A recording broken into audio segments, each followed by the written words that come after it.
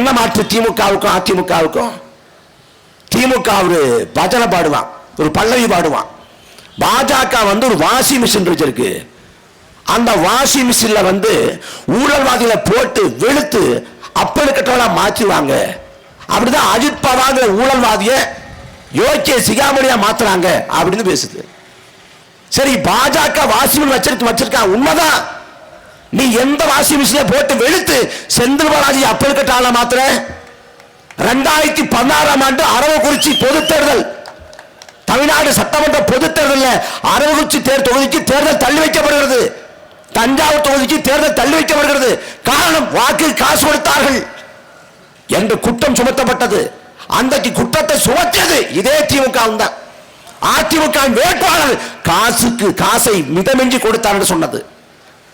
அந்த அரவக்குறிச்சி வேட்பாளர் யார்? அன்னைக்கு அதிமுக வேட்பாளர் இதே செந்தில் பாலாஜி.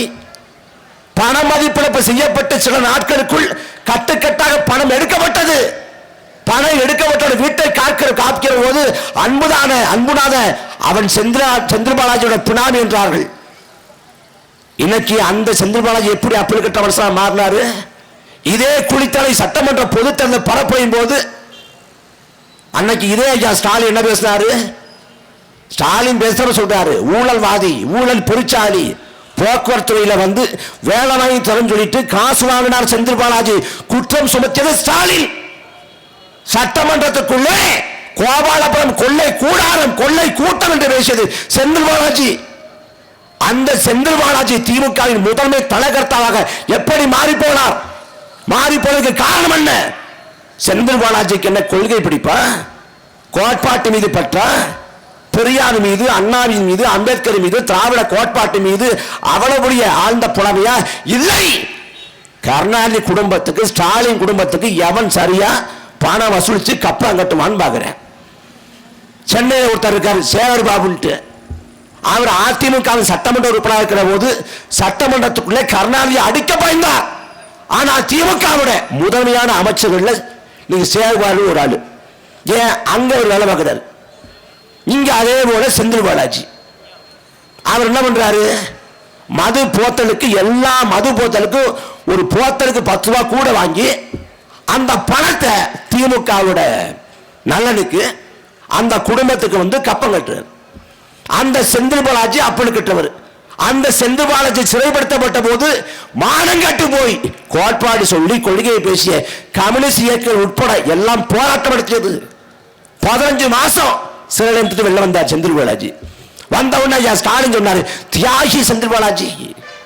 செந்தில் பாலாஜி தியாகி என்றால் இந்த நிலத்திலே நாட்டின் விடுதலைக்காக செக்கெடுத்த எங்கள் பாட்டன் வஉசிக்கு பேர் என்னடா? என்ன பேரு? வெள்ளைக்கான அடித்து மண்டையை பிளந்த போது கூட உயிரை விட்டானே ஒளிய தான் வைத்திருந்த கொடியை விடாது சத்தானே திருப்பூர் குமாரன். அவனுக்கு பேர் என்ன? அவனுக்கு பேர் என்ன? செந்தில் பாலாஜி தியாகி என்றால் திருப்பூர் குமாரனுக்கு பேர் என்ன? இந்த நிலத்தில் மொழிக்காக தாளமுத்துவும், நடராசனும், கீழப்பள்ளி சின்னசாமியும், விருகம்பாக்க அரணானந்தரும் உயிரை ஈந்தார்களே, களத்திலே செத்து விழுந்தார்களே, அவர்களுக்கு பேர் என்ன? ஈழத்தில் மக்கள் கொண்டொழிக்கப்பட்ட வேளையில் அந்த படுகொலை தடுத்தெடுத்த வேண்டும் என்பதற்காக இதே சென்னையில முத்துக்குமார் தொடங்கி லண்டன்ல முருகாசு, கடலூர் தமிழ்வேந்தன், புதுக்கோட்டை பாலசுந்தரம், பள்ளப்பட்டி ரவி, சிறுகால இரச்சந்திர என்று உலகம் முழுக்க 18க்கும் மேற்பட்ட தமிழர்கள் செத்து விழுந்தார்களே. செந்தில் பாலாஜி தியாகி என்றால் அந்த உயிரை கொடுத்த உத்தமர்களுக்கு பேர் என்ன? வெட்கம் இல்லாம, கூச்சம் இல்லாம செந்தில் பாலாஜி தியாகி. என்ன தியாகம் பண்ணிட்டாரு? லஞ்சம் வாங்கிட்டு உலகத்திலே திரும்ப கொடுத்தவர் செந்தில் பாலாஜி. மிகப்பெரிய தியாகம் இல்லையா? செந்தில் பாலாஜி வசமாக மாட்டிக்கொண்டார். அவரால் தப்பிக்க முடியாது. ஏனென்றால் லஞ்சத்தை வாங்கிவிட்டு அவர் திரும்ப கொடுத்து விட்டதால் அப்பழுக்கட்டு அது சாட்சியாக மாறியது. அதனால் என்ன பண்ணிட்டாங்க? செந்தில் பாலாஜி இந்த வழக்கில் திமுக அரசு 1000 பேருக்கு மேல சாட்சிகளாக சேர்த்திருக்கிறது. இந்த 1000 பேரையும் விசாரிச்சு முடிச்சு வழக்கோட இறுதி தீர்ப்பு வர்றதுக்குள்ள செந்தில் பாலாஜியின் பேரன் பிறந்து விடுவார். செந்தில் பாலாஜியின் பேர். ஏன்னா இந்த நூற்றாண்டுல வழக்கு முடிய போறதில்லை. அப்ப செந்தில் பாலாஜியை காப்பாற்றுவதற்கு இந்த கேடுகட்ட திமுக அரசு எந்த நிலைக்கு போகுது? இதே செந்தில் பாலாஜி அதிமுக இருக்கிற போது கேசி பழனிசாமி மணல் கொள்ளை அடிக்கிறார், அதை ஏற்க முடியாது, மணக்கொள்ளைக்காக போராட்டம் செய்வோம் சொன்னது செந்தில் பாலாஜி. ஆனா திமுக ஆட்சியில் மணக்கொள்ளை இல்லையா? இதே அமராவதி ஆற்ற மணக்கொள்ளை அடிக்கப்படுதா இல்லையா? என்ன நிலைமை? அடிமை இந்தியாவில் நம் பாட்டன் பாரதி வாழ்ன காவிரி தென்பெண்ணை பாலாறு தமிழ் கண்டவர் வையை போனதி என மேரியாறு பால ஓட திருமணி செலுத்த தமிழ்நாடுன்னா அடிமை இந்தியாவில் பிறந்து அடிமை இந்தியாவில் செத்து போனவர் பாரதி. அவன் அடிமை இந்தியாவில் ஆறுகள் தமிழ்நாட்டை செழிக்க வைத்தது. தமிழ்நாடு முழுக்க குறுக்கு நெடுக்குமாக ஆறுகள் ஓடி செழிக்க வைத்தது. ஆனா சுதந்திர இந்தியாவில் அத்தனை ஆறுகளும் செத்து போனது. காவிரியிலே தண்ணி கட்டு 30 ஆண்டுக்கு மேல போராட்டம். மத்திய காங்கிரஸ் ஆண்டாலும் சரி, பாஜக ஆண்டாலும் சரி, தமிழ்நாட்டை திமுக ஆண்டாலும் சரி, அதிமுக ஆண்டாலும் சரி, காவிரியில தண்ணி வராது. காவிரியில தண்ணி கட்டு போராடினால் கர்நாடகில் வாழக்கூடிய தமிழ்ல துரத்தோடு தடிப்பான்.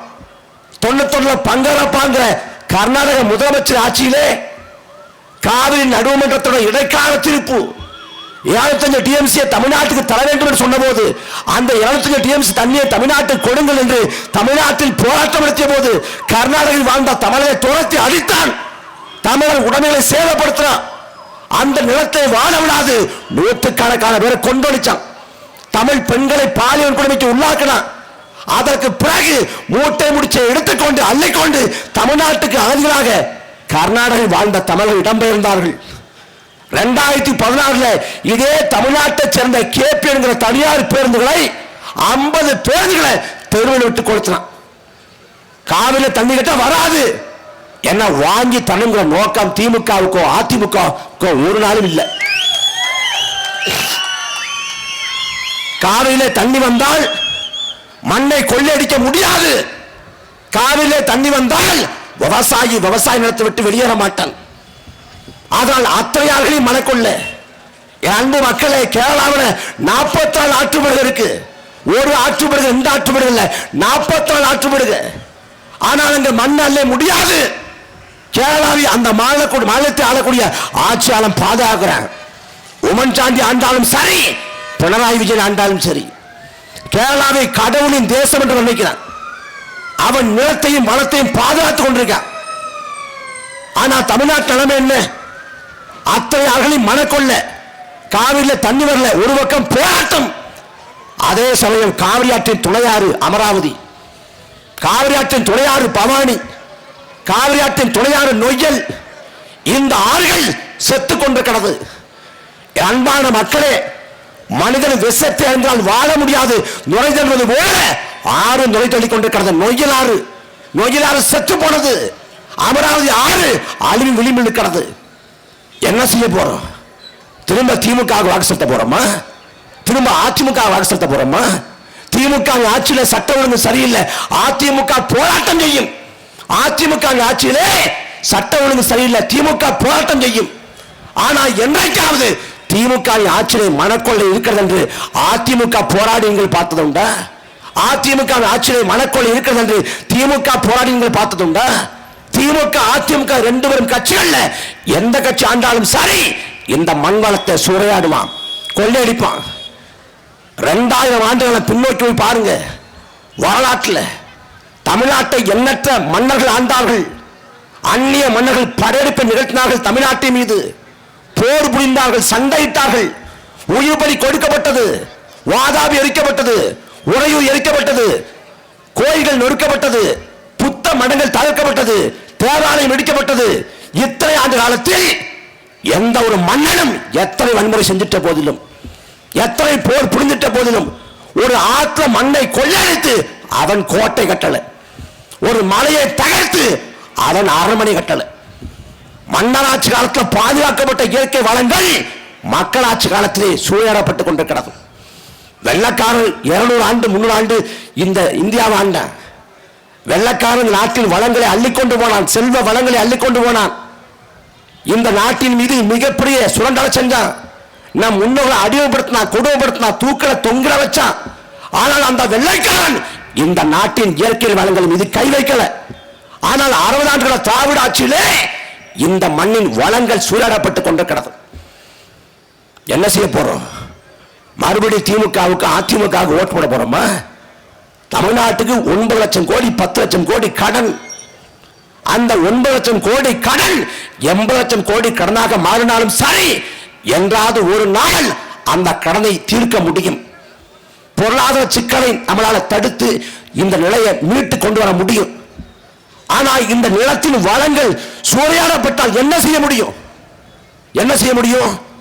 மலைகளை தகர்த்துட்டான். மலைகள் என்பது மலைகள் இல்லை. ஒரு கோயிலின் ராஜகோபுரம் கூட தகர்க்கப்படலாம். ஆனால் நீர்கோபுரம் சொல்லப்படக்கூடிய இந்த மலைகள் ஒரு நாள் தகர்க்கப்படக்கூடாது. ஆனா தகர்த்து முடிச்சுட்டான். ஆனா ஆளக்கூடிய ஆட்சியாளருக்கு இதை பத்தி எந்த கவலையும் இல்லை. இங்க மணல் கொள்ளைக்கு எதிராக, வளக்கொள்ளைக்கு எதிராக, நீர் கொள்ளைக்கு எதிராக எவன் போராடுறானோ அவன் களத்திலே பலியிடப்படுவான். புதுக்கோட்டையை சேர்ந்த சமூக செயல்பாட்டாளர் ஜகபர் அலி, அவர் இந்த கனிமூல கொள்ளைக்கு போராட்டம் செய்கிறார்.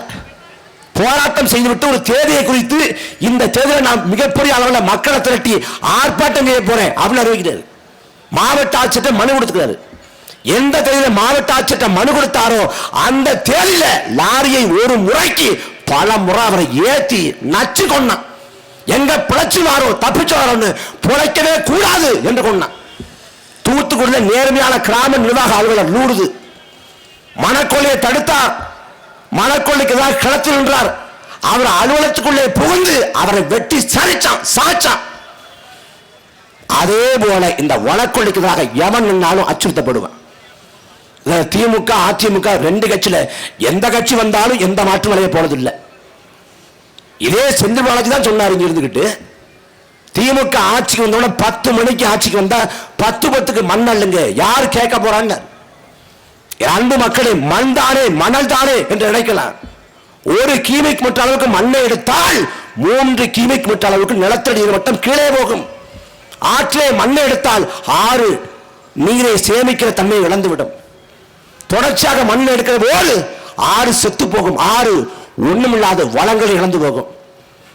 அந்த நிலைக்கு இந்த 2 திராவிட கட்சிகளும் தமிழ்நாட்டை தள்ளி கொண்டு கிடது.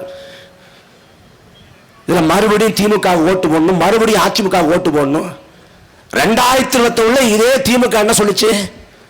அதிமுக கொடுமையான ஆட்சிக்கு மாற்றான ஆட்சியை தருவோம், நாங்கள் வந்தால் விடியலாட்சியை தருவோம், நாங்கள் வந்தால் நீர்த்தரவு ரத்து செய்வோம், நாங்கள் வந்தால் பழைய ஓய்வூதிய திட்டத்தை அமல்படுத்துவோம், நாங்கள் வந்தால் இந்த லஞ்ச ஊழலை ஒழிப்போம், நாங்கள் வந்தால் நிர்வாக சீர்கேட்டை போக்குவோம், நாங்கள் வந்தால் இந்த ஊழல்வாதிகளை சிறைப்படுத்தும், எல்லாவற்றையும் சொன்னது இதே திமுக.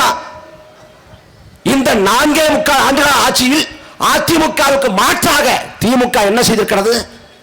அதிமுக ஆட்சி என்னவெல்லாம் நடந்ததோ அதுவெல்லாம் திமுக ஆட்சியிலே சத்தமில்லாத நடந்து கொண்டிருக்கிறது. அதிமுக ஆட்சியிலே மதுபான கடையை மூடக்கோரி போராட்டம் நடத்தணும்.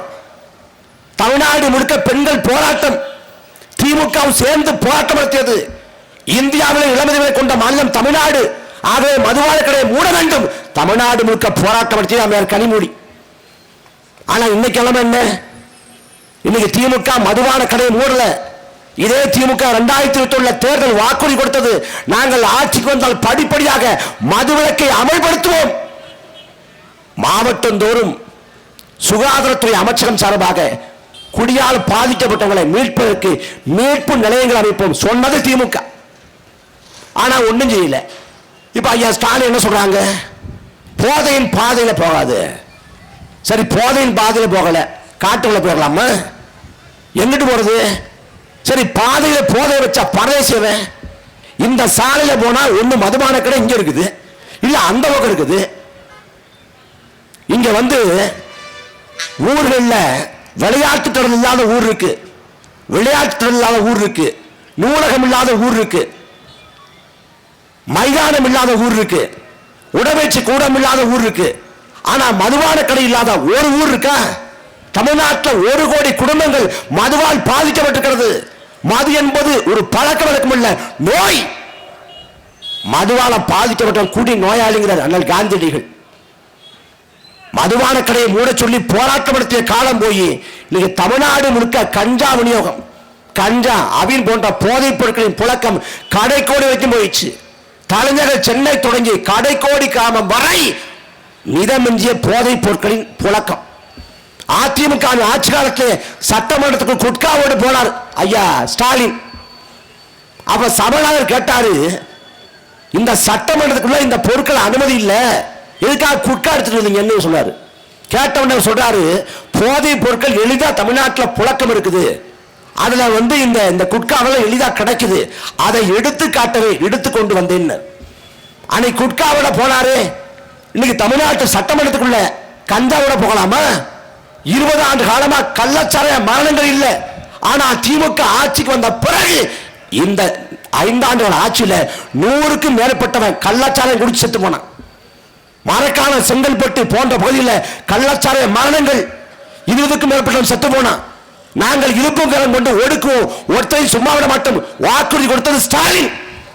ஆனா அடுத்த ஆண்டு கள்ளக்குறிச்சியில 69 பேர் செத்து போனான். யார் காரணம்? யார் இந்த கேடு கட்ட விவாதத்துக்கு யார் காரணம்? இதே திமுக தானே. மறுபடி திமுக என்னங்க செய்ய போகுது? மறுபடி அதிமுக என்ன செய்ய போகுது? ஒரு ஆண்டு 2 ஆண்டு இல்ல, திமுக அதிமுக சேர்ந்து 60 ஆண்டு காலம் ஆண்டிருக்கான்.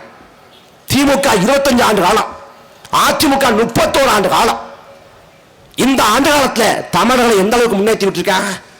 இப்ப திமுக மறுபடி அதிகாரத்துக்கு இந்த 5 ஆண்டு காலத்தில் செய்யாத ஏதோ ஒன்று செய்ய போறேன். இந்தியாவில் ஒரு கட்சி, மாநில கட்சி முதல் முறையாக ஆட்சியை பிடித்தது என்றால் திமுக 1967 அண்ணா தலைமையில். அதே போல மத்திய அமைச்சர்கள் அதிகப்படி ஆண்டுகள் அங்க வைத்த ஒரே மாநில கட்சி திமுக தான். 18 ஆண்டுகளை மத்திய அமைச்சர்கள் அங்க வச்சான். விபி சிங், தேவகவுடா, ஐகே குஜரால், மன்மோகன் சிங், வாஜ்பாய் அப்படின்னு பல பேரோட ஆட்சியில மத்திய அமைச்சர்கள் அங்க வச்சான். 99 தொடங்கி 2013 வரை தொடர்ச்சியாக 14 ஆண்டு காலம். அந்த 14 ஆண்டு காலத்தில் 2004 2009 காலகட்டத்தில் பெரும்பான்மை இல்லாத காங்கிரஸ் மத்திய அமைச்சரவையில் அந்த காங்கிரஸை தாங்கி பிடித்தது மாநிலத்தாண்ட திமுக. அன்னைக்கு கேட்டதை எல்லாம் திமுகவுக்கு செய்து கொடுத்தது காங்கிரஸ். அன்றைக்கு மாநில உரிமைக்காக, மாநில சுயாட்சிக்காக, மக்கள் நலனுக்காக திமுக என்ன செஞ்சது? காவிரியில் தமிழருக்கான உரிமை நிலைநாட்டு என்று காங்கிரஸ் அரசிடம் திமுக கேட்டிருந்தால் செய்து கொடுத்திருப்பான். முல்லை பெரியார் அணையோட நீர்மட்டத்தை 152 அடியா உயர்த்து கேட்டிருந்தா செஞ்சு கொடுத்திருப்பான்.